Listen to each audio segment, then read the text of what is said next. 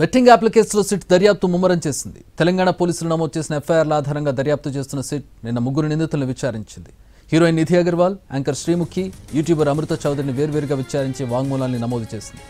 Betting యాప్లకు ఎందుకు ప్రచారం చేయాల్సి వచ్చిందనే ప్రశ్నలకు మిగతా నిందితుల మాదిరిగానే సమాధానం ఇచ్చినట్టు తెలిసింది.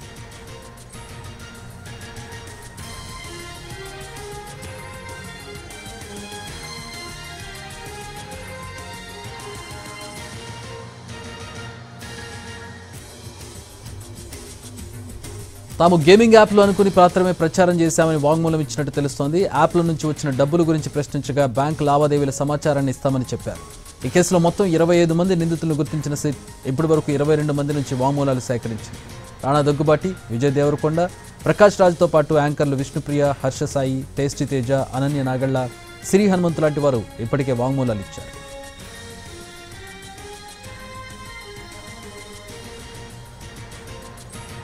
ఇప్పుడు సినీ నటి మంచు లక్ష్మితో పాటు రీతు చౌదరి, భయ్యా సన్నీ యాదవ్ను విచారించాల్సి ఉంది. సన్నీ యాదవ్ విదేశాల్లో ఉన్నందున రీతు చౌదరి బిగ్ బాస్ హౌస్లో ఉన్న కారణంగా కొంత గడువు అడిగినట్టు తెలిసింది.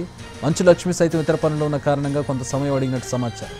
ఈ ముగ్గురిని విచారించి వాంగ్మూలాలు సేకరించిన తర్వాత నివేదికను సమర్పించనున్నట్టు తెలుస్తోంది.